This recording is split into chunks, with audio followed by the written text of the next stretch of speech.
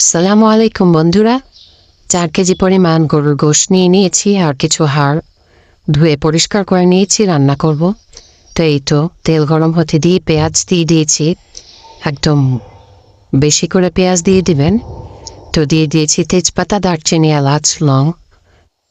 খুব ভালো মতো বেরেস্তা ভেজে আমি 2 টেবিল চামচ পরিমাণ দিয়ে দিয়েছি রসুন বাটা।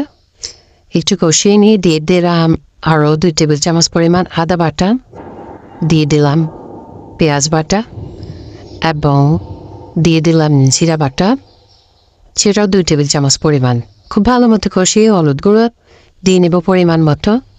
হলুদ গুঁড়ো দিয়ে আরও ভালো মতো কষিয়ে নিয়ে হাড়গুলো আগে দিয়ে দিলাম, হাড়ের উপর একটু লবণ ছিটিয়ে দিলাম।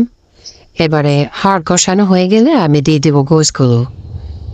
গোশের পরিমাণে আমি আরও একটু লবণ অ্যাড করে নেব এবং দিয়ে দেব মরিচ গুঁড়া।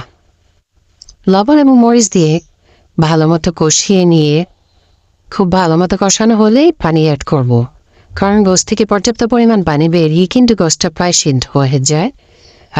এক্সট্রা পানি ইউজ করতে একটু সাবধানে ইউজ করা লাগে, না হলে গোশটা ভালো লাগে না খেতে। এই তো আমার গোশ থেকে পর্যাপ্ত পানি বের হয়ে খুব সুন্দর একটা কালার চলে এসছে। আল্লাহ হাফিজ।